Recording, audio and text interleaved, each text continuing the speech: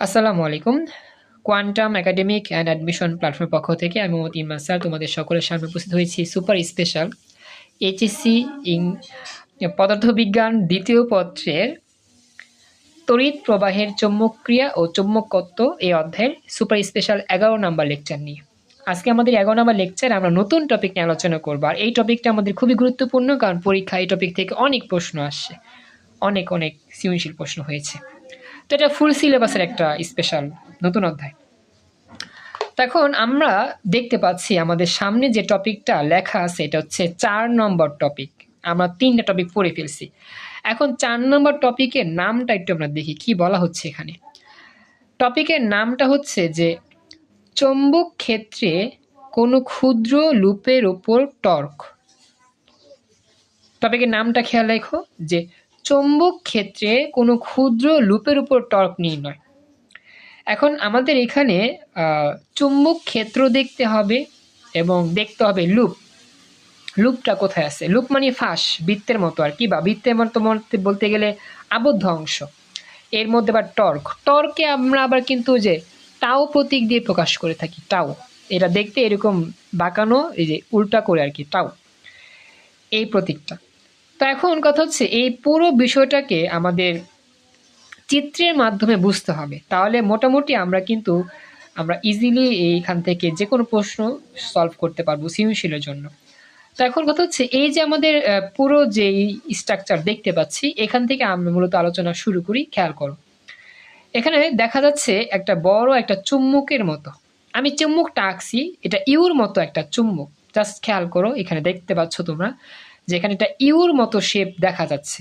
এই যে এখান থেকে শুরু হয়ে যে পর্যন্ত এটা হচ্ছে একটা ইউ, এটা হচ্ছে একটা চুম্বক আর কি, ইউ আকৃতির একটা চুম্বক। যে চুম্বকের বাম পাশটা হচ্ছে উত্তর মেরু, ডান পাশটা হচ্ছে কি দক্ষিণ মেরু। এখন এই চুম্বকের মধ্যে কিন্তু আমরা জানি একটা কি কাজ করে, একটা রেখা বা বলয় কাজ করে, যেটাকে বলা হয় তোমার কাল্পনিক রেখা চুম্বকের। কারণ চুম্বকের দুই মেরু কিন্তু পরস্পরকে আকর্ষণ করে, উত্তর মেরু দক্ষিণকে, দক্ষিণ মেরু উত্তরকে। এখন এই চুম্বকের ঠিক মধ্যখানে, অর্থাৎ এই যে মিডলে একটা আবদ্ধ অংশ আমরা নিলাম। মনে করো এটা একটা আবদ্ধ কুণ্ডলী, আবদ্ধ কুণ্ডলী, যে কুণ্ডলীটার নাম হচ্ছে ABCD। এই আবদ্ধ কুণ্ডলীটাই হচ্ছে আমাদের আজকের মূল আলোচনা। এই আবদ্ধ কুণ্ডলী নিয়েই অনেক কিছু ঘটবে এখানে। প্রথম কথা হচ্ছে এই বড়টা হচ্ছে আমাদের একটা চুম্বক, দণ্ডায়মান চুম্বক, যার দুইটা মেরু অবস্থান করে দুই দিকে, এবং এর মধ্যে একটা আবদ্ধ কুণ্ডলী রাখলাম, তার পেঁচানো কুণ্ডলী আর কি, যেখানে এ থেকে বি, বি থেকে সি, সি থেকে ডি, ডি থেকে এ, 4টা বাহু দ্বারা একটা আবদ্ধ কুণ্ডলী তৈরি করা। এই আবদ্ধ কুণ্ডলীটাকেই বলা হয় লুপ। লুপ মানে হচ্ছে যেখানে আমাদের কোনো ফাঁকা অংশ থাকবে না, একটা সার্কেল তৈরি হবে।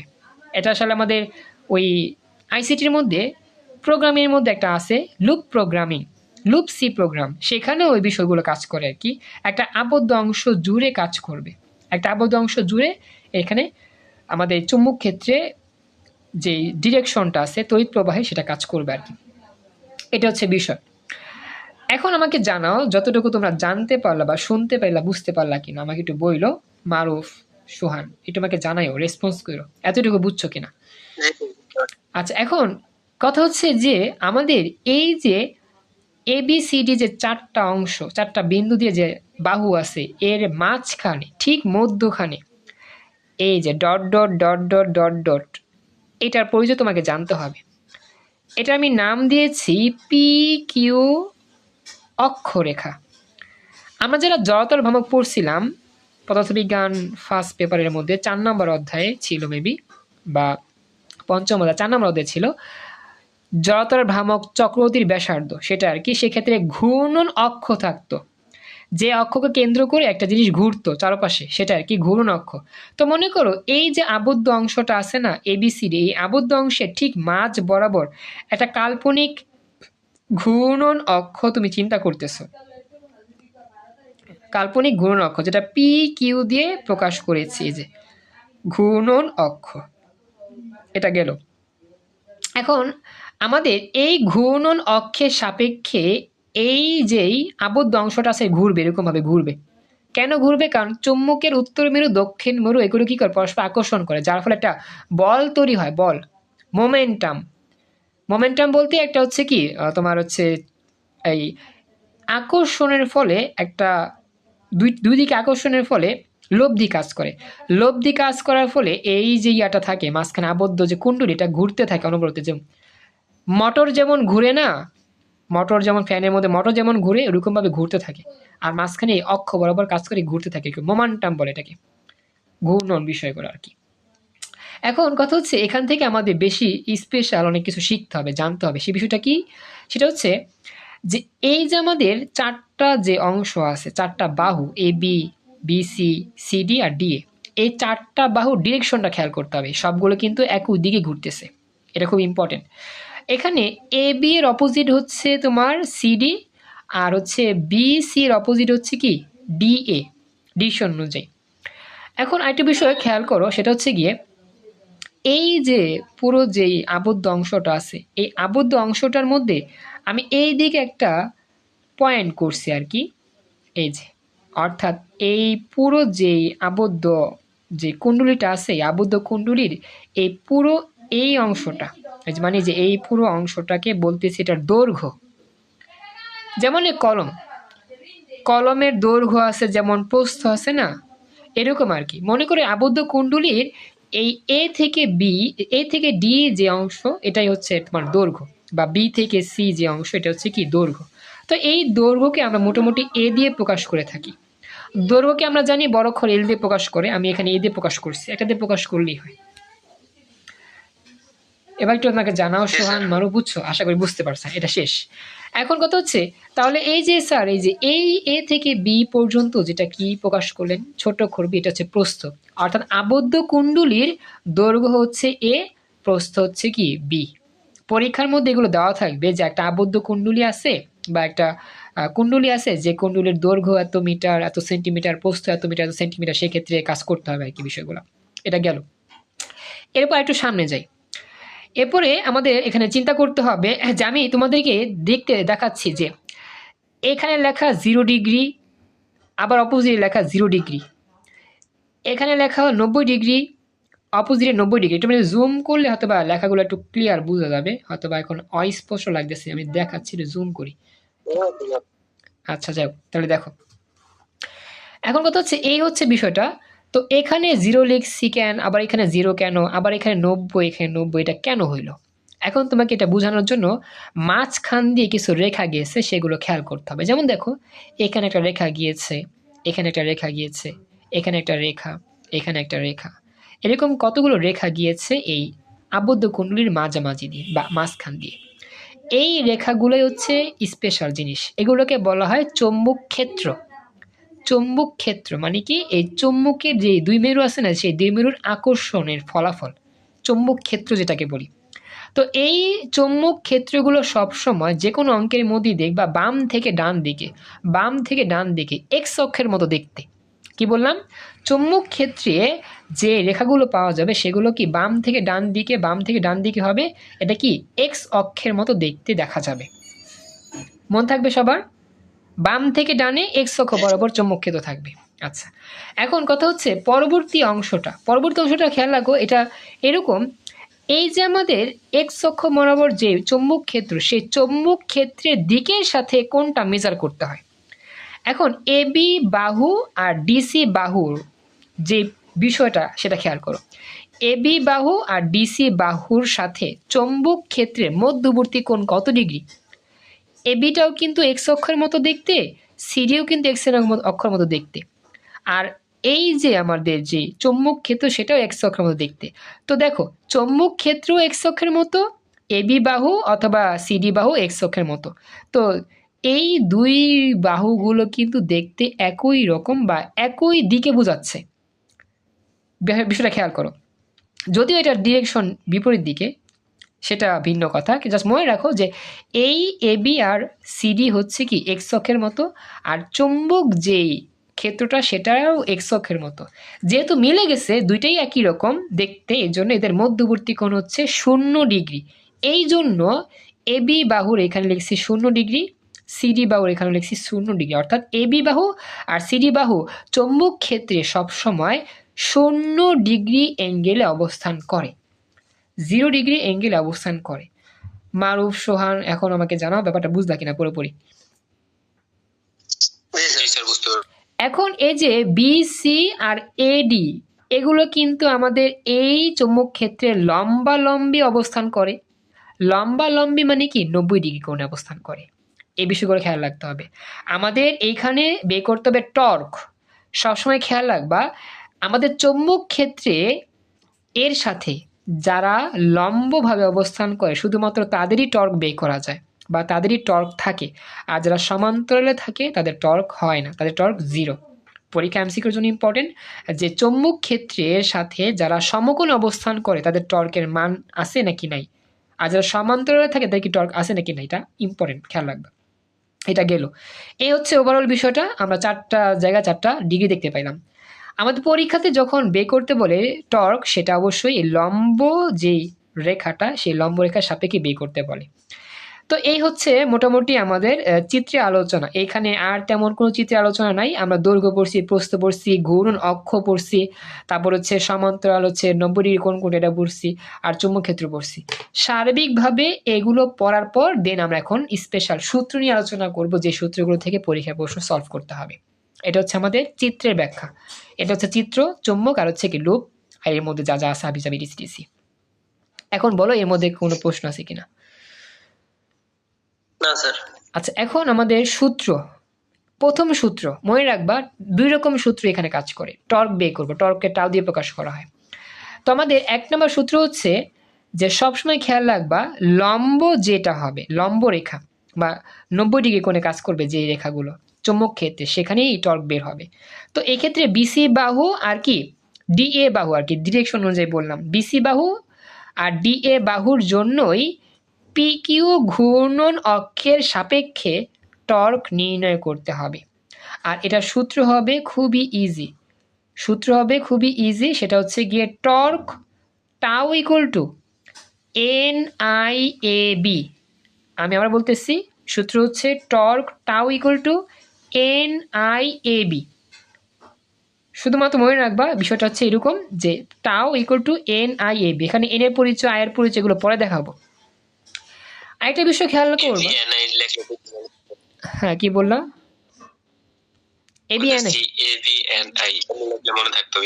আচ্ছা যাই হোক, মানে বইতে লেখা আছে তো ওরকম আমি লিখছি NIAB, যে ভাই মনে রাখতে পারো ABNI।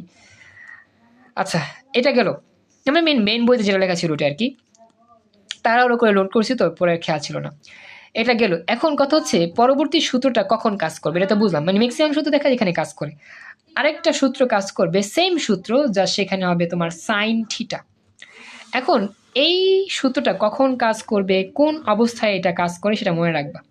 প্রশ্নে বা উদ্দীপকে যখন আমাদের একটা নির্দিষ্ট কোণের মান দেওয়া থাকবে, সেই কোণটা হবে থিটা কোণ। কি বললাম, প্রশ্নে বা উদ্দীপকে যখন নির্দিষ্টটা কোণের মান দেওয়া থাকবে থিটা কোণ যখন দেওয়া থাকবে, তখন সেই ক্ষেত্রে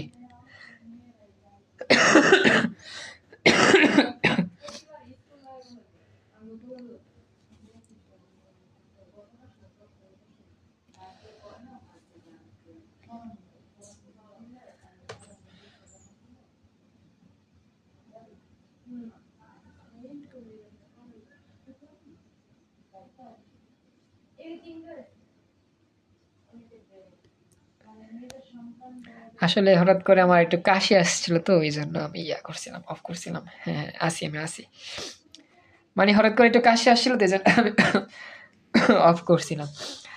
আচ্ছা খেয়াল করো, হ্যাঁ। তো প্রশ্নে বা উদ্দীপকে যখন থিটা কোণের মান দেওয়া থাকবে, তখন আমাদের সূত্র হবে হচ্ছে গিয়ে জাস্ট সাইন থিটা প্রাইম। মনে রাখবা torque tau equal to ABNI sign theta prime, ABNI sign theta prime বা NIAB সাইন থিটা প্রাইম, এটা। আর আমাদের এই থিটা প্রাইমের সূত্র আছে, থিটা প্রাইমের সূত্র হবে সবসময় 90 degree minus theta, 90 degree minus theta. এটা আমাদের খেয়াল রাখতে হবে পরীক্ষার মধ্যে যখন কোণ দেওয়া থাকবে মানে কোন একটা মান দেওয়া আছে ডিগ্রি মান, সেই মানটার জন্য কোয়েন না, আমারও ঠান্ডা লেগেছে ও আচ্ছা, আচ্ছা ঠিক আছে, বললাম না, খেয়াল করো। তো আসলে N I A B sine theta prime বা A B N I sine theta prime যাই বলো, থিটা প্রাইমের সূত্রটা হবে 90 ডিগ্রি মাইনাস থিটা, সবসময় 90-র চেয়ে ওই ডিগ্রিটা বাদ দিতে হবে। এটা হচ্ছে মেন পরিচয়। আর আমাদের এখন মেন পরিচয় হচ্ছে যে এই পরিচয়গুলো জানতে হবে কার কি পরিচয়। হ্যাঁ, খেয়াল করো, আমি ডান দিকে লিখে রাখছি। এটা হচ্ছে টাউ, টাউ বলে, যার নাম বাংলায় টর্ক। আর এন, এন মানে হচ্ছে এই যে আমরা কুণ্ডলী দেখছি না, এবিসিডি কুণ্ডলী, কুণ্ডলীর পাক সংখ্যা। এটা কেমনে কাজ করে, যখন যে ঘূর্ণন অক্ষের সাপেক্ষে কুণ্ডলী ঘুরে না, কতবার ঘুরতেছে, সেকেন্ডে কতবার ঘুরে, সেই সংখ্যাটা হচ্ছে এন এর মান। এটা হচ্ছে কি এন, কুণ্ডলীর পাক সংখ্যা। বুঝতে পারছো ব্যাপারটা? একটু আমাকে জানাও। কুণ্ডলীর পাক সংখ্যা। আচ্ছা, এরপরে আই মানে কি? আই মানে সবাই জানো তড়িৎ প্রবাহ, অর্থাৎ যে তড়িৎগুলো প্রবাহিত হবে এর মধ্যে, সেই তড়িৎ প্রবাহ। আর এ মানে কি? এ মানে হচ্ছে কুণ্ডলীর ক্ষেত্রফল, যেটা আমরা জানি দৈর্ঘ্য ইন্টু প্রস্থ। আসলে ক্ষেত্রফলের মানটা মাঝামাঝি মানে মাঝে মধ্যে দেওয়া নাও থাকতে পারে, তোমাকে দৈর্ঘ্য প্রস্থ গুণ করে লিখতে হবে, কুণ্ডলীর ক্ষেত্রফলের মান বের করতে হবে। দৈর্ঘ্যের মান দেওয়া থাকবে সবসময় প্রশ্নে, প্রস্থের মানও দেওয়া থাকবে।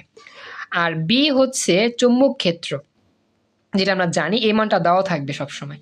আর সর্বশেষে এই যে কোণ, থিটা কোণ, এই থিটা কোণের পরিচয়টা কি? এই থিটা কোণের পরিচয় হচ্ছে লুপের বাহু ও বি, বি বলতে চুম্বক ক্ষেত্র, লুপের বাহু ও চুম্বক ক্ষেত্রের মধ্যবর্তী কোণ। এই থিটা সেটা মনে রাখবা। আমি যেটা লিখছিলাম এই যে 0 ডিগ্রি 90 ডিগ্রি, লুপের বাহু কিন্তু 4টা বাহু হয়, এ বি সি ডি। তো লুপের বাহুর সাথে চুম্বক ক্ষেত্রের মধ্যবর্তী কোণ হচ্ছে থিটা, যে থিটা একসময় 0 ডিগ্রি হয়, একসময় কি হয় 90 ডিগ্রি হয়ে থাকে। তো এই হচ্ছে ওভারঅল সূত্র, এর পরিচয় আর ব্যাখ্যা। এখন আমরা প্র্যাকটিস করলে মোটামুটি বুঝতে পারবো যে কীভাবে এটা সলভ করতে হবে, কীভাবে উত্তরগুলো লিখতে হয়। একটু আমাকে জানাও এখানে কোনো প্রশ্ন আছে কিনা তোমাদের কারো? কোনো প্রশ্ন আছে এখানে? না স্যার। আচ্ছা, তো এখন আমরা চলে যাই আমাদের প্র্যাকটিস। আমরা এখন সৃজনশীল প্রশ্নগুলো নিচ্ছি সমাধান করার জন্য, একটু দেখো। তো প্রথমত আমরা বের করি যে প্রশ্ন আমরা সলভ করবো। হ্যাঁ, ক্যালকুলেটর নিয়ে এসো যদি আমাদের ক্যালকুলেশন লাগে আর কি। এতক্ষণ তো আমরা বেসিক আলোচনা করলামই।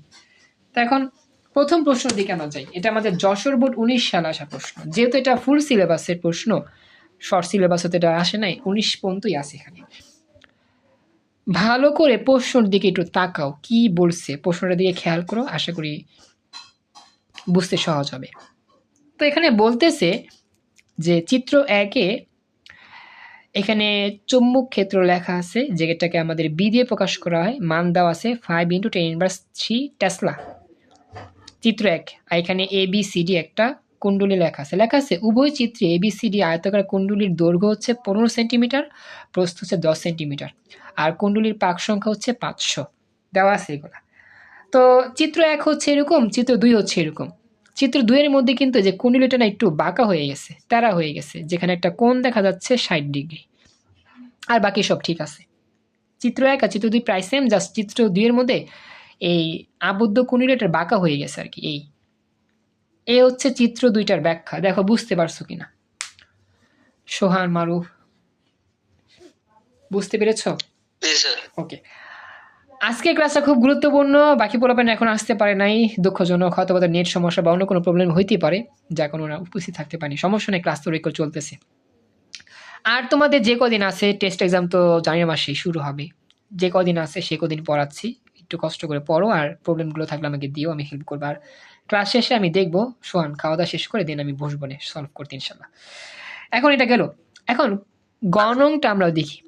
গণন প্রশ্নে কি বলছে যে 1 নং চিত্রে কুণ্ডলীর উপর প্রযুক্ত টর্কের মান কত? ডাইরেক্ট টর্ক চাইছে, টর্ক।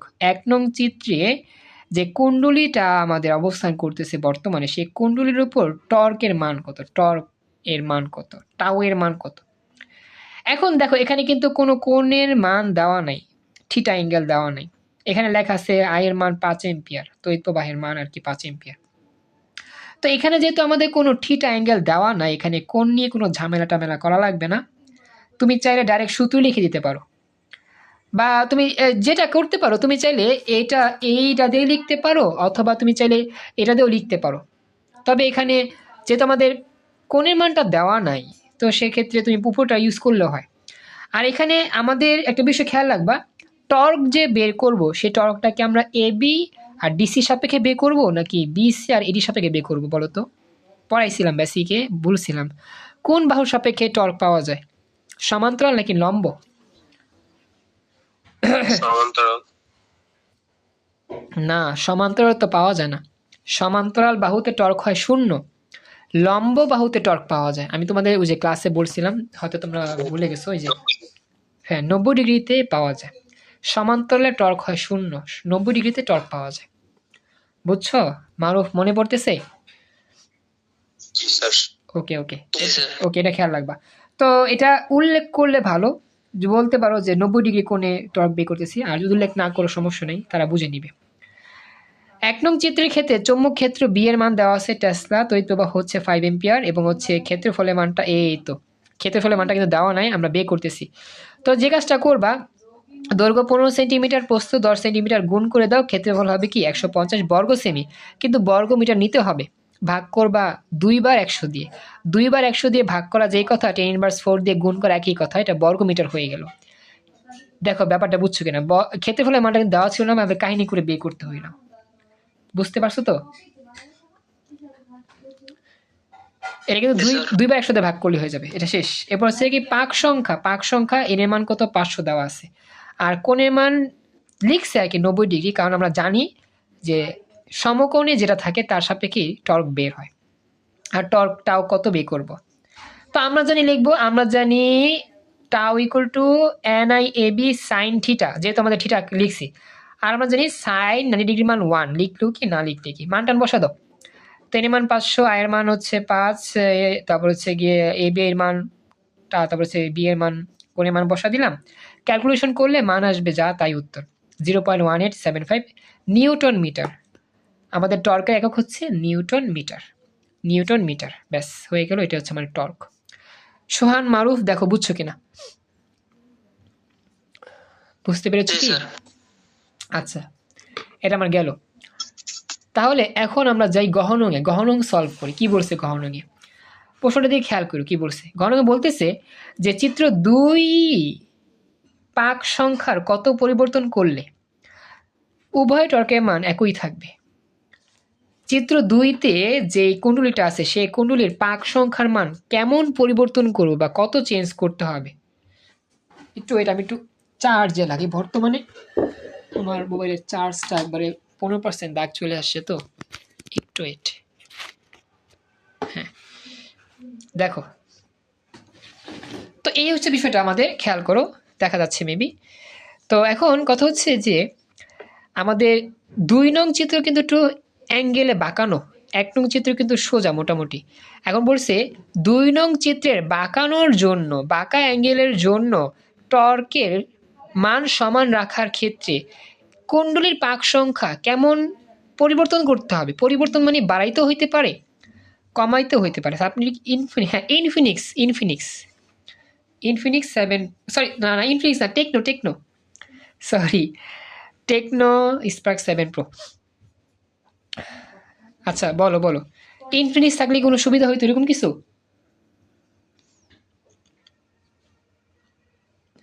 বয়কট ইনফিনিক্স, আচ্ছা, মানে ইনফিনিক্সে কোনো কি প্রবলেম হয়েছে এরকম কিছু? ব্লাস্ট হয়ে যায় অনেক বেশি। ও ব্লাস্ট হয়েছে, জানতাম না। দেখ আমার টেকনো, যাক মনে করছো, ভালোই, আতঙ্কে তো থাকতাম নাহলে পরে। আচ্ছা, এই হচ্ছে বিষয়টা আর কি। তো এখন আমাদের কি বের করতে হবে জানো, এন এর মান বের করতে হবে, এন এর মান তো একটা দেওয়া আছে, আরেকটা এন এর মান বের করে ফেলবা, হয়ে যাবে।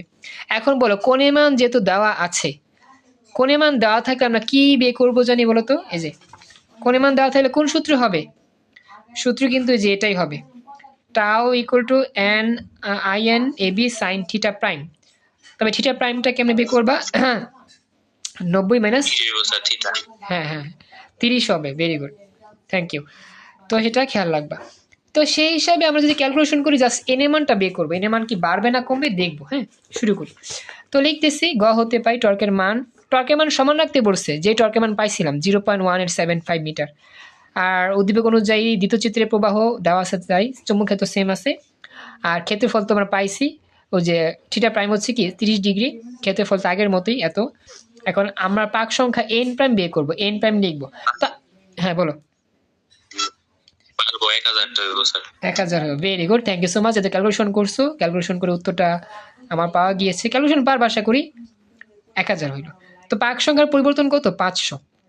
সুতরাং পাক সংখ্যা যদি 500 বাড়াই তাহলে উভয় চিত্রের কি থাকবে? আমাদের টর্কের মান সেম থাকবে। এটা হচ্ছে আমাদের উত্তর। এবার আমাকে জানা, মারুফ বুঝছো কিনা? মারুফ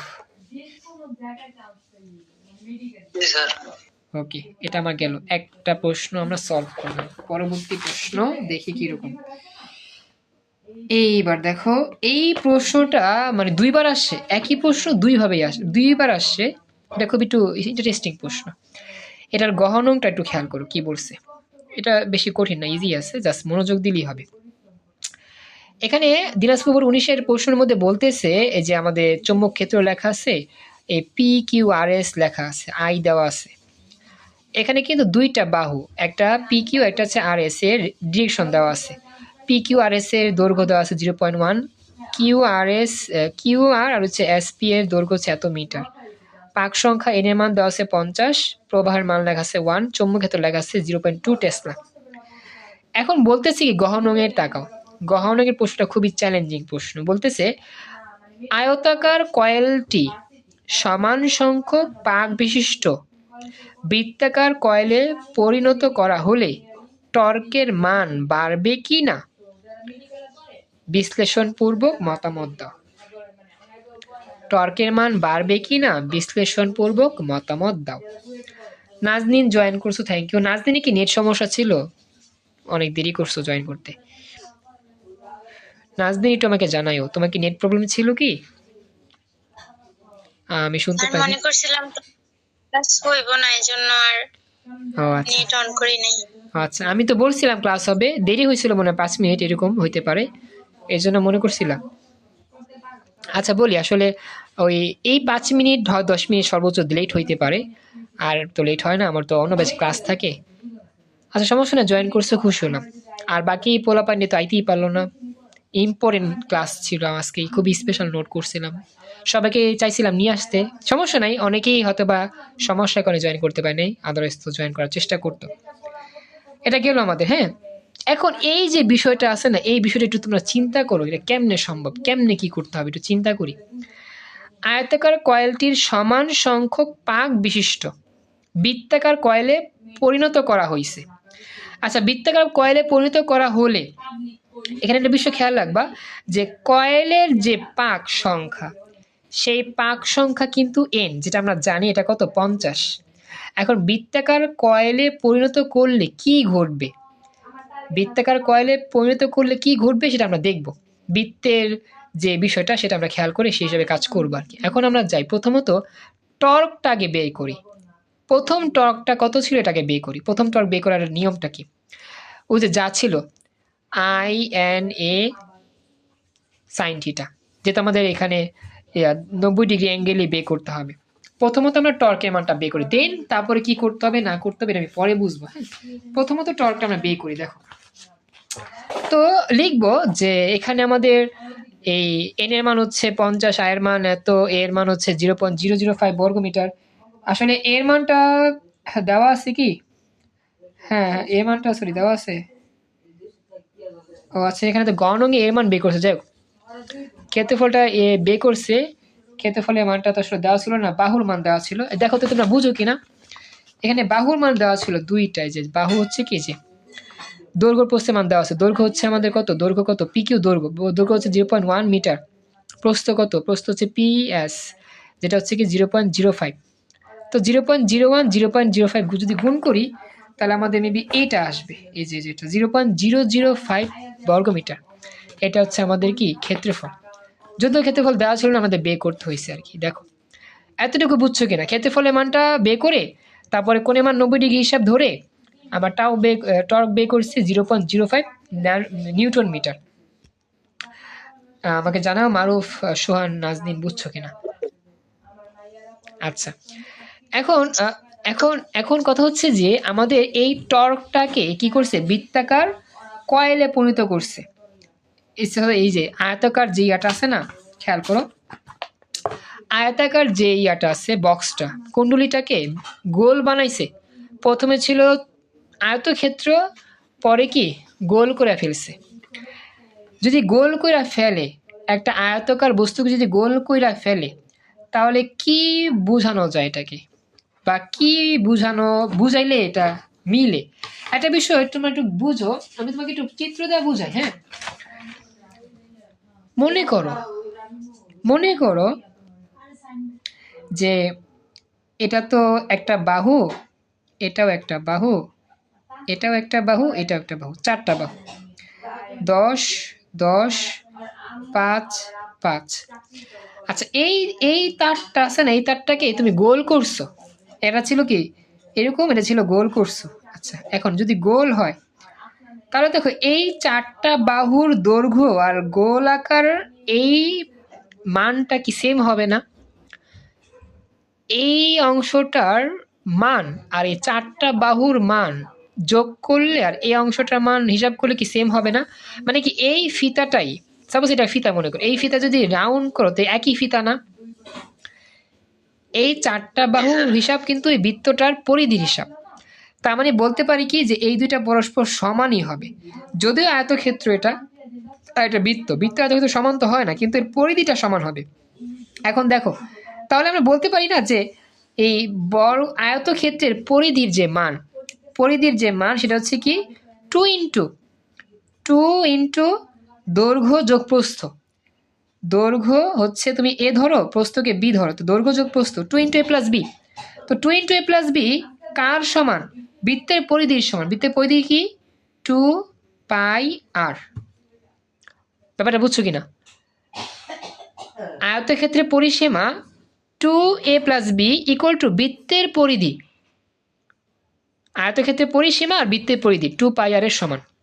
সেই ক্ষেত্রে আমরা আর এর মান বের করবো, আর আমরা আর এর মানই হচ্ছে মেন কাজ।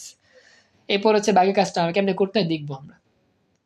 এতটুকু আমাকে জানা বুঝছো কিনা? কেন আমরা আর বের করবো একটু পরে বুঝাচ্ছি। সোহান বুঝতে পারছো? মানব বুঝতে পারছো? হ্যাঁ, এখন এখান থেকে আর এর মান বের করব কেন? আসলে আমাদের কি লাগবে জানো? আমাদের আসলে বৃত্তের ক্ষেত্রফল জানতে হবে। আমরা তো আয়তের ক্ষেত্রফল জানছি, বৃত্তের ক্ষেত্রফল ছাড়া কিন্তু বৃত্তাকার কুণ্ডলীর কিন্তু আমরা এই ইয়া করতে পারবো না, যে টাও বের করতে পারবো না। টাও বের করতে ক্ষেত্রফল লাগবে। টাওটা যেই শেপে, মানে যেই শেপ থাকবে সেই শেপের ক্ষেত্রফল লাগবে। আয়তকার শেপের জন্য আয়তকার ক্ষেত্রফল দিয়া টাও বের করছি, টর্ক বের করছি। আর বৃত্ত যদি হয়ে যায় ওই শেপটা, তাহলে ওই বৃত্তের শেপের ক্ষেত্রফল দিয়া আরেকটা টাও বের করতে হবে। এই জন্য বৃত্তের ক্ষেত্রফল লাগবে। ক্ষেত্রফলের সূত্র তো পাই আর স্কোয়ার। এই আর এর মান বের করার জন্যই এত কাহিনী করতে হচ্ছে। এটা হচ্ছে মেন। তো আমি লিখতেছি যে আমরা এখানে লিখলাম যে আয়তকার কয়েলটিকে সমান সংখ্যক পাক বিশিষ্ট বৃত্তাকার কয়েলে বানালে আয়তকার কয়েলের পরিসীমা বৃত্তের কয়েলের মোট পরিধির সমান হবে। তো সেক্ষেত্রে এরকম হবে যে আসলে এন দিয়ে করছি, মানে সমান সংখ্যক পাক বিশিষ্ট, তো এই জন্য আর কি দুই পাশে এন গুণ করছি। বামেও এন গুণ, ডানেও এন না করলেও সমস্যা নেই, কারণ কারাগারি যাবে, আবার 2 কারাগারি যাবে। তো হিসাব করে ক্যালকুলেশন করলে তোমার পিকিউ আর পিএস দিচ্ছে, মানে দৈর্ঘ্য বস্তু দিচ্ছে আর কি। আমি তো আসলে এমনি বুঝাই দিছিলাম। এবার আর এর মান পাওয়া যাবে 0.048 মিটার। দেখো যে আর এর মান যে বের করছি বুঝছো কিনা? মানে আর এর মান বের করতে পারবা, আর এর মান বের করলে ক্ষেত্রফল বের হবে, দেন আবার টর্ক বের করে ফেলবা। এতটুকু বুঝছো তো ক্যালকুলেশন? তারা তাদের মতো করছে, আমরা আমাদের মতো করব, তাতেই বলতে হবে, সময় কম। আচ্ছা, এরপরে লিখবা। হ্যাঁ, টর্কের সূত্র হচ্ছে এই যে AINAB sin থিটা। আচ্ছা, এরপর হচ্ছে আমাদের বৃত্তের কয়েলের ক্ষেত্রফল আর কি পাই আর স্কোয়ার দিয়া ক্ষেত্রফল পেয়ে গেছি 7.16 10 ইনভার্স 3। এরপরে লাস্টে হচ্ছে আমাদের আবার বৃত্তাকার কয়েলের টর্ক হচ্ছে গিয়ে আবার সেম সূত্র দিয়ে ক্যালকুলেশন করি 0.0716 মিটার। আগে ছিল কত? আগে ছিল টর্ক যত, এখন টর্ক কিন্তু বাড়ছে। হ্যাঁ, আগে ছিল টর্কের মান 0.05, আর যখন বৃত্তাকার কয়েল বানাইছি টর্ক বেড়ে গিয়েছে 0.07 বেড়ে গিয়েছে, সুতরাং টর্ক বাড়বে। এটা হচ্ছে স্পেশাল গহন প্রশ্নের সমাধান। আমাকে জানা বুঝতে পারছো কিনা সম্পূর্ণ অংশটা? মারুফ, সোহান, নাজমিন। তো ক্লাসের এই টপিকটা এখানেই ক্লাস শেষ করলাম। নেক্সট নতুন টপিক নিয়ে বা নতুন অঙ্ক নিয়ে আলোচনা করার চেষ্টা করব। আজকের মতো এখানেই ক্লাস শেষ। তো নিয়মিত ক্লাস করো, আর প্রবলেম থাকলে আমাকে দিও, আমি হেল্প করার চেষ্টা করব। আল্লাহ হাফেজ।